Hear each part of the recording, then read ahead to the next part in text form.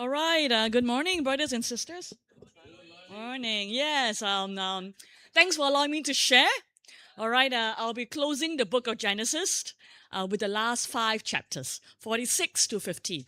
So for today, I'll take us through an overview of the five chapters first before I delve into 2 points. First point is true wealth belongs to God.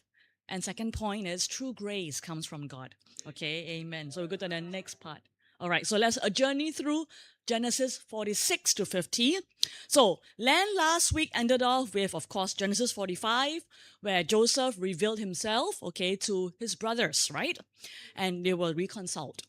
And Genesis 46 begins with the brothers therefore returned to Canaan to bring their father Jacob to Egypt. So on Jacob's way to Egypt, Jacob offered sacrifices at Beersheba as well and asked God, and God appeared to him in a vision. Do not be afraid. God reassured him to relocate to Egypt. So of course, Jacob went with his family, they get reunited, and Joseph reunited with his father. That's 46. 47, okay, the life in Goshen.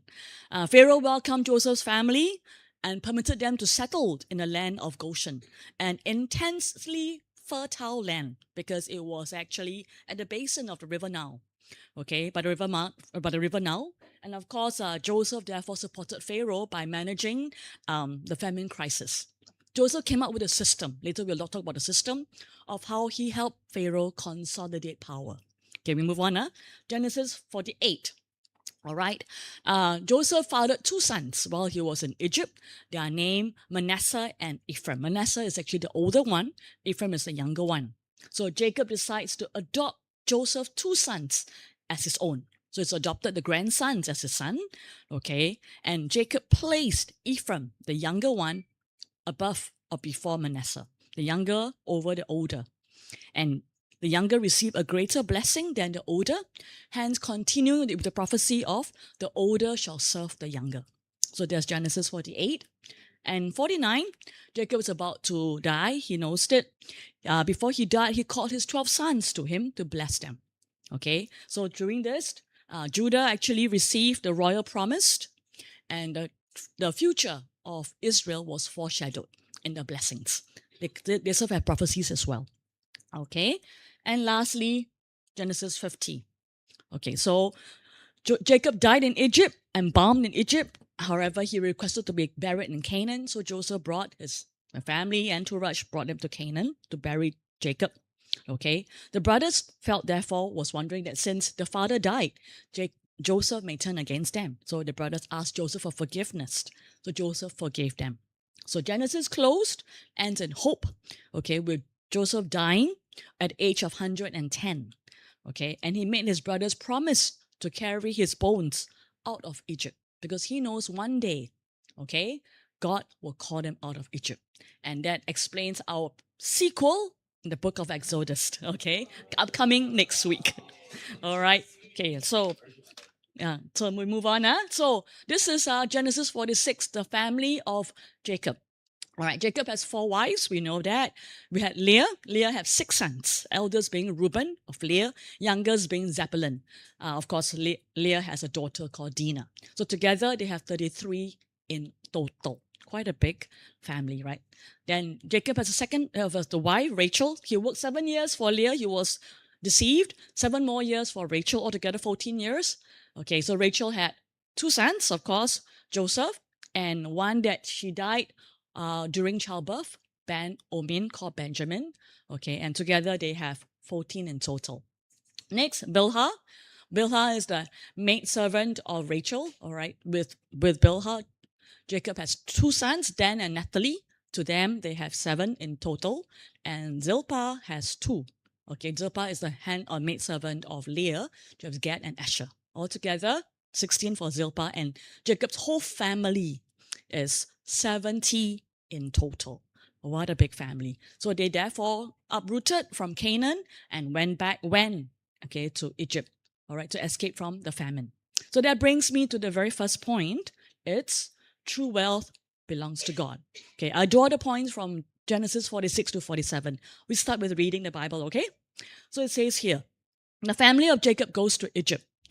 Then Joseph said to his brothers and his father's household, I will go up and tell Pharaoh, my brothers and my father's household who were in the land of Canaan have come to me. The men are shepherds and they take care of livestock. They have brought their flocks and their herds and all that they have. Then Pharaoh will summon you and say, what is your occupation? Tell him, your servants have taken care of cattle from our youth until now, both we and our fathers, so that you may live in the land of Goshen. For everyone who takes care of sheep is disgusting to the Egyptians. Okay, that is right. Huh? So Joseph knows that Egyptians abhor or detest shepherds, but yet he went on to tell the truth, to say what is the occupation, and we will know why later. Okay, we move on now to the next part here. So Pharaoh said, so now of course, Joseph brought 5 of his brothers to meet Pharaoh, and then Pharaoh met up with them. So Pharaoh said to Joseph's brothers, what is your occupation? They said to Pharaoh, your servants take care of flocks just as our ancestors did. Then they said to Pharaoh, we have come to live as temporary residents in the land. There is no pasture for your servant flocks because the famine is severe in the land of Canaan. So now, please, let your servants live in the land of Goshen. Pharaoh said to Joseph, your father and your brothers have come to you. The land of Egypt is before you. Settle your father and your brothers in the best region of the land. They may live in the land of Goshen.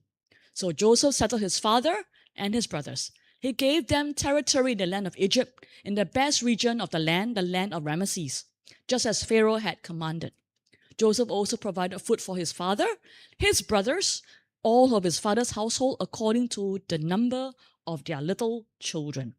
Okay, so based on the youngest, he provided food. So now, I have a first question. Even I was reading, why are shepherds disgusting and repugnant in the eyes of the Egyptians? Why? So we have this. Interesting. So this was written, okay, so as such in Hebrew, so hence, basically it means that because the cattle that the Egyptians worship, the Hebrews eat. Scholars provided twofold explanation. One is religious, the other one is social cultural. Okay, ancient Egyptians worship the cattle. So they view the bull, the cattle, as vital and life-giving. So it symbolizes for them motherhood, fertility, and strength. So this figurine that you see is from the British Museum that showed the king worshipping Apis, the bull, a manifestation of God, or Ptah, which is a creator god. So Egyptian actually uses demonstrated God's strength through manifestation of animals. So that's what they do. Hence, to the Egyptian, they find it extremely offensive that, of course, number one, that whatever they worship are eaten as food by the Hebrews. That is one explanation that the scholars provide. Another one is social cultural. Egyptians are highly agrarian. So basically, they actually have a lot of land ownership. So it's a society that is highly structured and civilized class system. Hence, nomadic shepherds are therefore viewed as uncivilized and unsavory. So hence, they wouldn't want to associate with them. So now, let's trace what happened. So from here, we actually have Jacob came from the land of Canaan. He migrated, he walked through Beersheba, he sacrificed to God. God appeared to him in a vision, okay, that it's be safe, reassure him, come back, you can go to Egypt. Then he moved on, he met with Pharaoh at Egypt. Memphis is the headquarters of Egypt at the point of time. And he asked, and he was given the land of Goshen. All right, Goshen is a highly fertile land.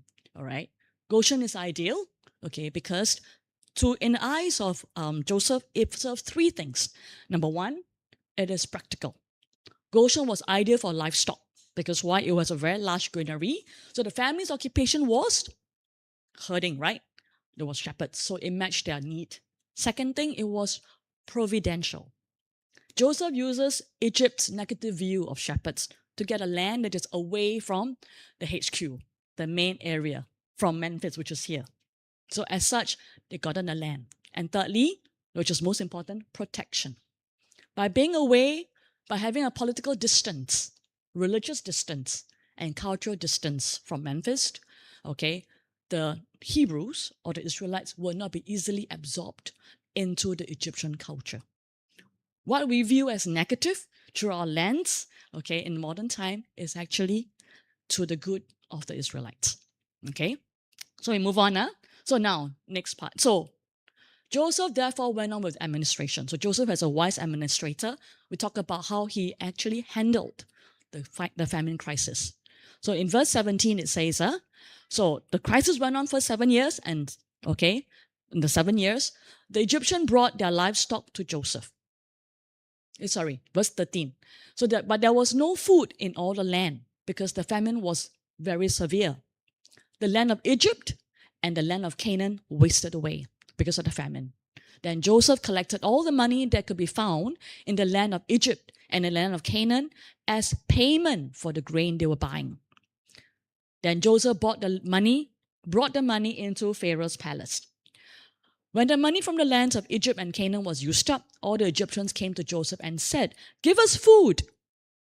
Why should we die before your very eyes because our money has run out?"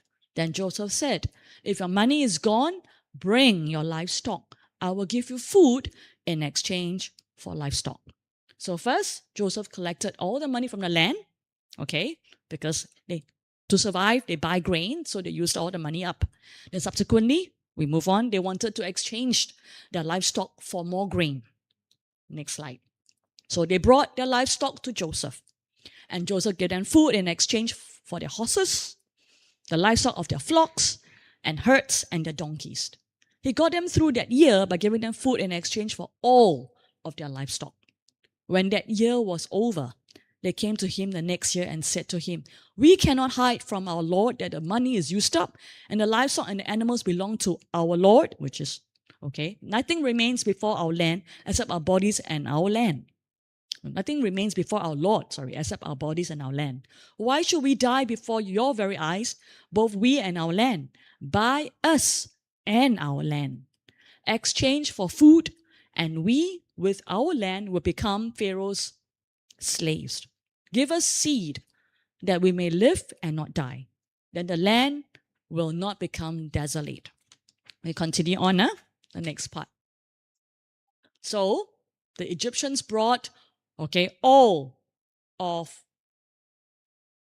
the livestock to Joseph, and Joseph gave them food in exchange for their horses, the livestock of their flocks. Sorry, did I repeat this? Yes, right. Okay, move on. Okay, and bias and not then. Next slide. Okay. So Joseph bought all the land of Egypt for Pharaoh. Joseph made all the people slaves from one end of Egypt's border to the other end. Joseph said to the people, "Since I bought you and your land today for Pharaoh, here is seed for you. Cultivate the land. When the crop comes in, give 1/5 of it to Pharaoh. The remaining 4/5 will be yours for seed for the fields and for you to eat, including those in your household and your little children." They replied, "You have saved our lives. You are showing us favor, and we will be Pharaoh's slave." So Israel, settled in the land of Egypt, in the land of Goshen, and they owned land there. They were fruitful and increased rapidly in number. Okay, so at this point, we realize that the Egyptians lost their wealth, lost their livestock and herds, and thirdly, lost their freedom and land. They became slaves. So from that day onwards, 1/5 of all that they are produced belonged to Pharaoh, which is in effect throughout the entire land of Egypt. So before we continue, let us compare Egypt before and during Pharaoh's time. Okay? Let's look at the left column, Egypt political structure, before Joseph. Pharaoh ruled as an official king, but Pharaoh shared power with all the regional officials. So in short, it's not totally him. There are all the different landowners, landowners who actually came into will co-share power. Families and nobles own most land and livestock. The farmers worked their own land and kept most of their produce. They don't even give much to Pharaoh at all. Regional administration distributed economic power. So there's regional administration, and of course there's distributed power in that sense. Of course, priests retain a privileged status. So that was the political structure, okay, before Joseph. And in fact, what Joseph did was to help Pharaoh consolidate power. Let's take a look at what happened during Joseph's time. Pharaoh's authority became highly centralized under Joseph's administration. Pharaoh acquired nearly all the land, almost all the livestock during the famine, and now the land is no longer the people's but Pharaoh's. Farmers now pay a tenant, okay? They call tenant farmers on Pharaoh's land. Taxation of about 20%. Now, economic power and political power now became concentrated no longer in the landowner's hands, but in Pharaoh's hands. And of course, what remains the same is priests alone kept their land. They will remain exempted from the reforms. As such, through all this, we realize that Egypt's national wealth is one of the greatest as compared with the rest of the neighboring countries in the Near East, compared to the Babylon, Canaan, and Greece. It was a very rich country, a lot of wealth. And what do? Their primary source of wealth is now agricultural, because yes, and they actually export grain and gold. Egypt has gold, by the way, and because to the Egyptians, gold is not just a currency. To them, it was a divine, immortal metal, symbolizing the sun god Ra. So to them, it's precious.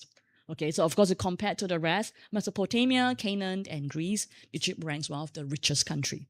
So what does that mean? That means that the Egyptians live very lavish life. Okay, we move on now. So Donald Radford, okay, Professor Radford, an Egyptologist, mentioned that Egypt's wealth allowed it to dominate Canaan for centuries. Okay, because, okay, it could finance permanent armies, governors, administrative centers, and of course, Canaan therefore appeared not as a rival, but as a dependency whose wealth relied on Egypt. So that was how rich Egypt was. So now, what did the 7 years of famine result in the people? The Egyptians were rich, by the way. Okay, I don't think they wanted any. I don't think they would want to. They will want to be the one to handle menial tasks. However, the 7 years of wealth resulting in the Egyptians, of 7 years of famine resulting in the Egyptians losing their wealth, their livestock, their land, and their freedom. Their position was lowered from wealthy landowners to destitute slaves. And the impact of the famine, they had severe starvation. They are forced to sell themselves and as slaves. On the other hand, what happened to the Israelites? To the Hebrews, interestingly, they settled in the best part of Egypt. They gained land, Goshen. They gained livestock, and they gained wealth. They were elevated from poor immigrants to wealthy landowners. And of course, they were largely protected from famine due to Joseph's provision. So what we see is a complete reversal of wealth. So what's interesting, if we look at the sequel, because of what Joseph did to help Pharaoh consolidate power, in Exodus, you will see a next reversal. Okay, Pharaoh managed to oppress the Israelites. So wealth, in short, does not belong to us. It belongs to God. The Egyptians here lose everything, from wealth to land to livestock to freedom. Jacob and his family gained everything, from land to wealth to livestock and being free men. So human wealth and security can disappear as quickly as it appears. Okay? It reminds me the wealth is fleeting. True wealth, by the way, does not belong to hard work. It is neither attributed to what we call that as our smarts, neither nor opportunities. It actually belongs to God. And remember Luke chapter 12, it says, the land of a certain rich man produced an abundant crop. So he thought to himself, what shall I do? For I have nowhere to store my crops. Then he said, I will do this. I will tear down my barns and build bigger ones. And there I will store all my grain and my goods. But God said to him, you fool, this very night your life will be demanded back from you. But who will get what you have prepared for yourself? So it is with the one who stores up riches for himself, but not rich towards God. Okay? So, in fact, so we move on. So our security here is not found in possessions, but in God's provisions. And at this point of time, I want to ask us, where are we, or am I tempted to measure success by worldly status rather than God's promises? And what earthly securities am I relying on more than God's provision? For some of us, it could be career and ministry. We value job titles and promotions because they are visible impact to us as obedient stewardship of God. Okay, but it may not be. Some of us look at finances and possessions. We view material accumulation or lifestyle upgrade as God's proof of blessings, rather than being content with his daily provision. Or some of us look at social standing. Okay, where are we now? Am I a manager? Am I what? We rest on identity or validation by peers rather than that of a child of God. Or finally, I think this one hits me the most, life milestones. Do you reach societal markers of success by a certain age? Many of us think, okay, by the age of 40 and 50, I'm still where most of my peers are.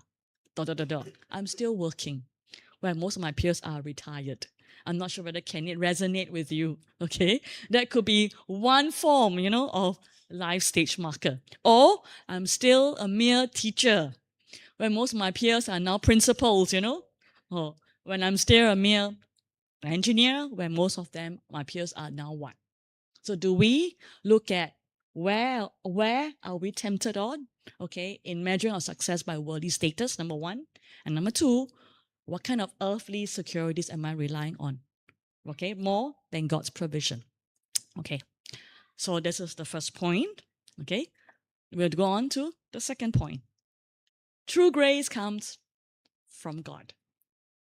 Okay, so for this one, I will go on to chapter Genesis 48 to 49, but I'll draw some points from the earlier chapters. Okay, some chapter verses. So, Genesis 48, about Manasseh and Ephraim. So after this thing, Joseph was told, your father is weakening. So he took his two sons, Manasseh and Ephraim, with him. By the way, Manasseh is older, Ephraim is younger. Okay, so he brought him to the father, to Jacob, and Jacob decided to bless them. So what Jacob said, now, as for your two sons who were born to you in the land of Egypt, before I came to you in Egypt, they will be mine. Ephraim and Manasseh will be mine, just as Reuben and Simeon are. Any children that you father after them will be yours. So then, of course, Jacob went ahead to bless his two grandsons as his sons. He put one of his hand on Manasseh, one of his hand on Ephraim. So when Joseph saw that his father placed his right hand on Ephraim's head instead of Manasseh, the older one, it displeased Joseph. So he took his father's hand to move it from Ephraim's head to Manasseh's head. On Ephraim's head, yeah. So Joseph said to his father, not so, my father, for this is the firstborn. Put your right hand on his head. But his father refused and said, I know, my son, I know. He too will become a nation, and he too will become great.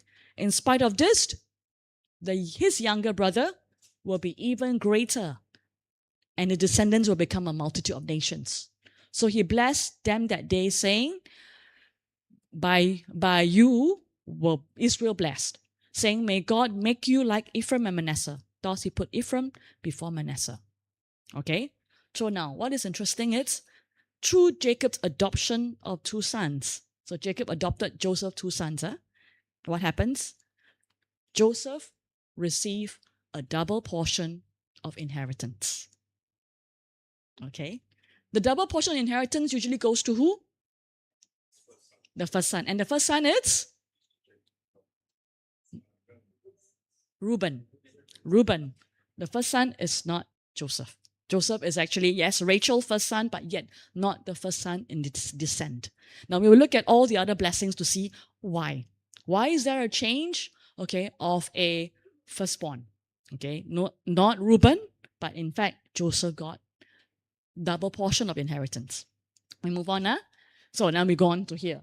Genesis 49, okay. Jacob called for his sons and said, gather together so that I can tell you what will happen to you in future days. Assemble and listen, you sons of Jacob. Listen to Israel, your father. Reuben, you are my firstborn, my strength and the beginning of our strength. Sorry, my might and beginning of our strength, the beginning of my strength. Outstanding in dignity, outstanding in power. You are destructive like water, and you will not excel. For you got on your father's bed, then you defiled it. He got on my couch. What happened? Okay. If you realize, and if you read the backstory, Genesis 35 verse 22, while Israel was living in Bethlehem, because near Bethlehem together with Rachel, Reuben went to bed with his concubine, which is Bilhah. Okay. His father heard about it and remained silent. And hence, with that itself, what happens? Reuben's birthright was forfeited. All right.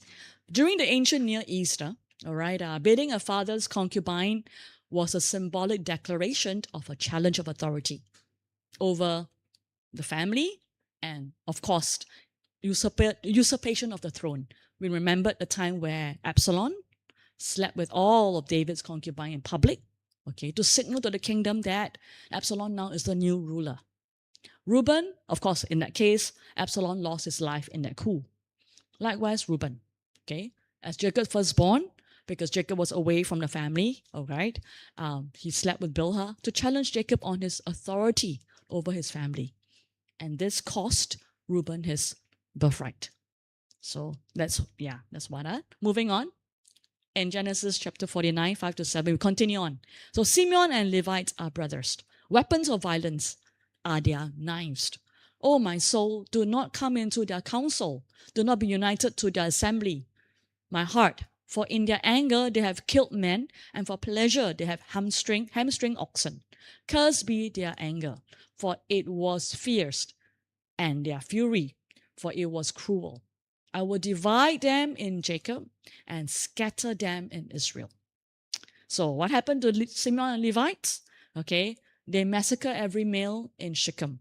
Okay, what happens? All right, in an attempt to exact revenge on Shechemites because Dinah was sexually harassed. All right, Simeon and Levi deceived them, telling them that, okay, if you circumcise yourself, all right, we will give our sister Dinah to you. However, at the third day when the pain was the most, they went around the entire city and killed every male. All right, so this is what happened. So this for their sin of murder, this is what. So Simeon was allotted land within Judah. If you look at Joshua 19, later on, because Judah was so big, it was absorbed within Judah. So Simeon lost his identity. And Levi, we should know lah, Levites does not have any land. They do not own any land, but they live in towns. Okay? Serving God. God is their land, their privilege. So this is second. Now let's look at the third son. So we go first son, second, third son. Let's look at the fourth son. Okay? Judah, your brother will praise you.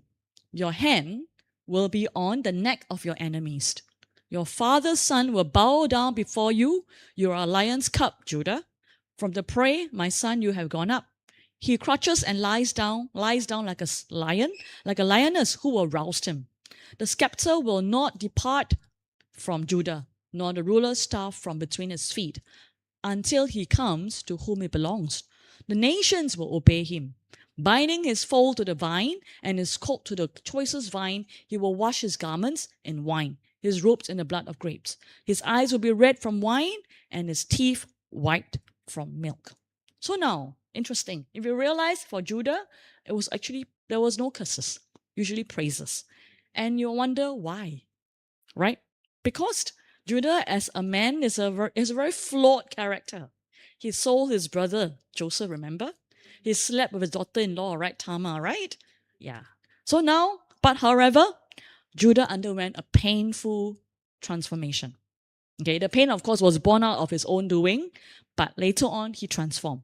Let us trace his transformation about what happens to Judah.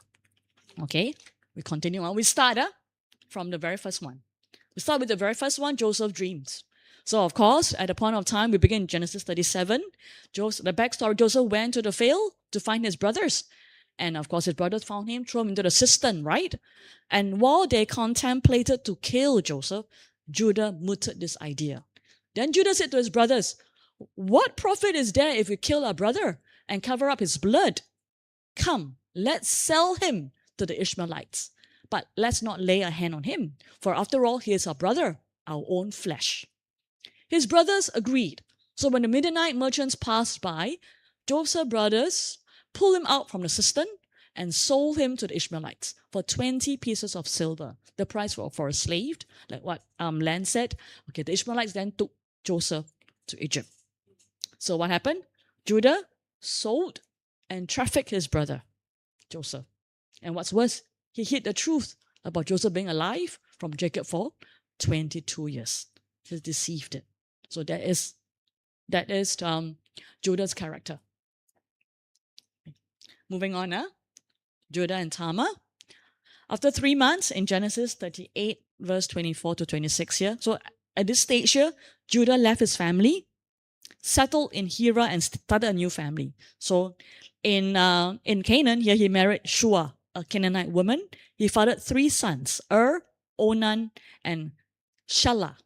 Okay, his first son marries Tamar, but is put to death by the Lord because he's wicked. Onan refuses his duty to Tamar, right, to bear sons for his brother, and is also judged. And also Onan was also killed. Judah tells Tamar, therefore, to live as a widow until Shelah grows up, because he doesn't want Shelah to die.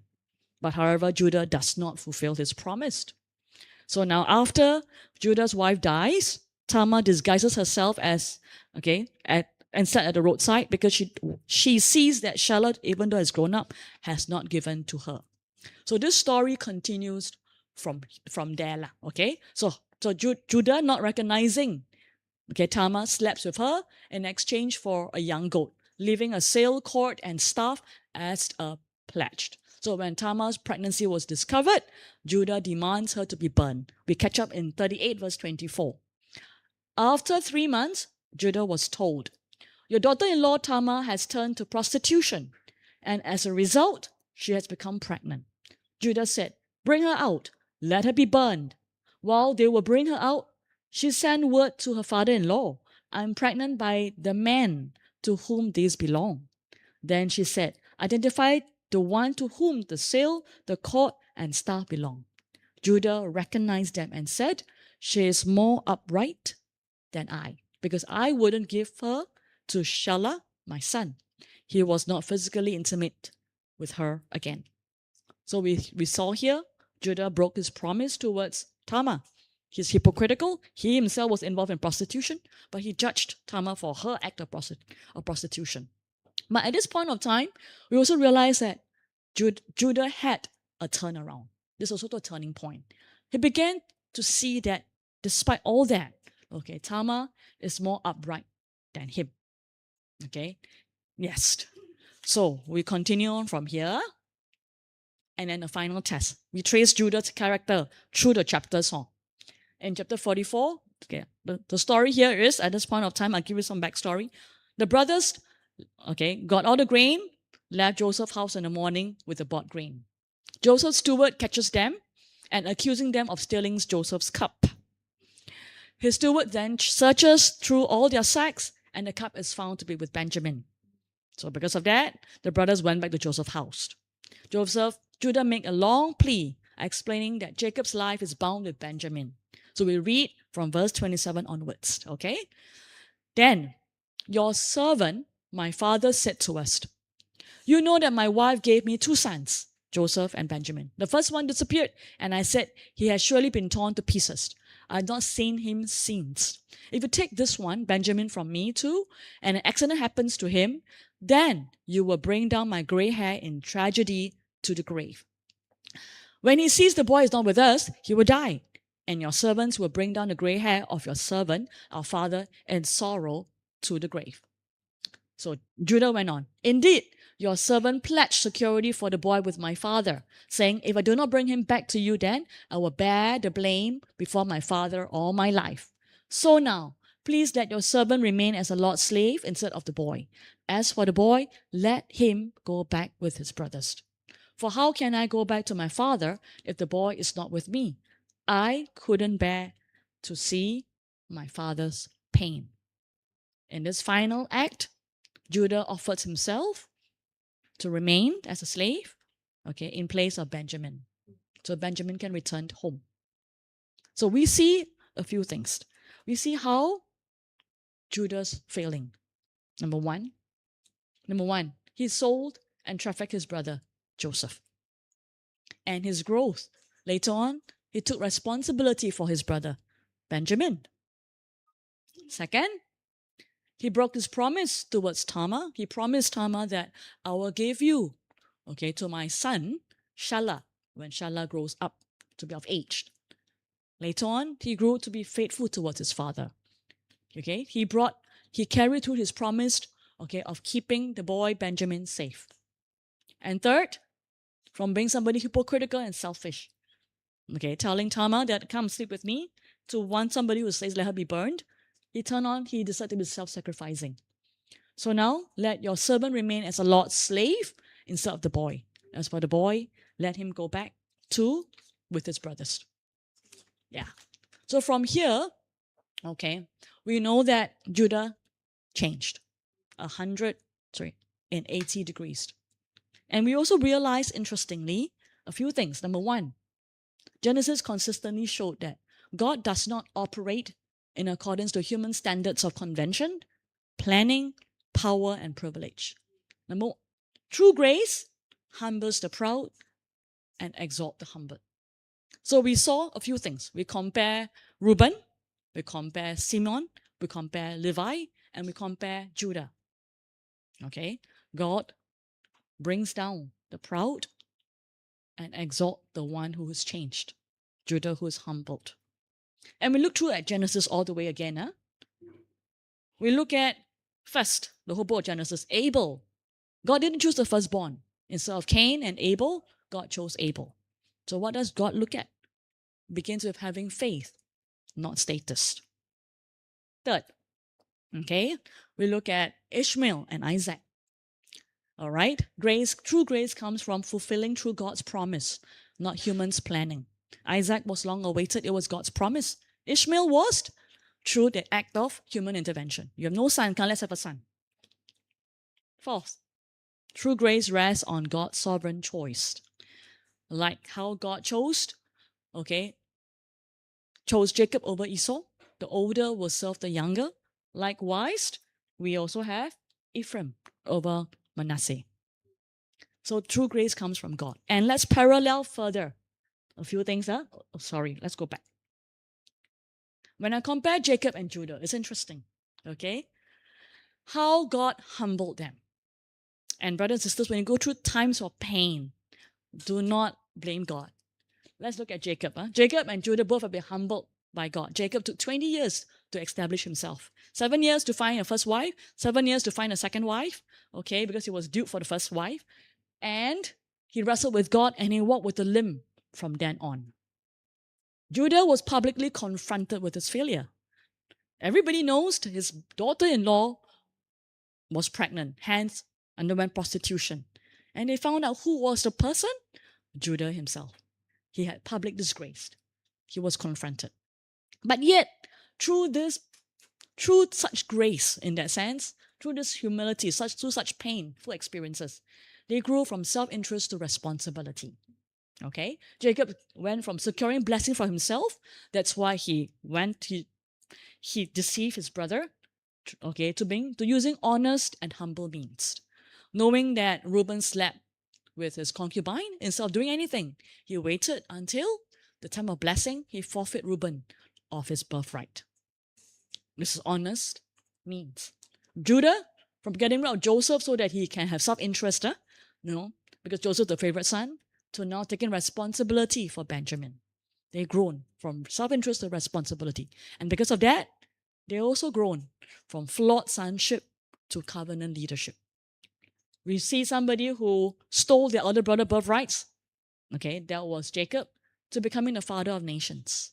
We saw someone who sold his younger brother to becoming the father of kingship. So let's end up with 2 points. Number one, true wealth belongs to God. Okay, human wealth, power and security disappear very quickly. And our security is, let's be reminded, our security is not found in possessions, but in God's provision, because wealth is fleeting and temporary. Second, true grace comes from God. True grace humbles us. If you're proud, humbles the proud and exalts the humbled. It begins with faith, not with status. It is fulfilled through God's promises, not human multiple layers of planning. And it rests on God's sovereign choice. And with that, I thank you. Thank you.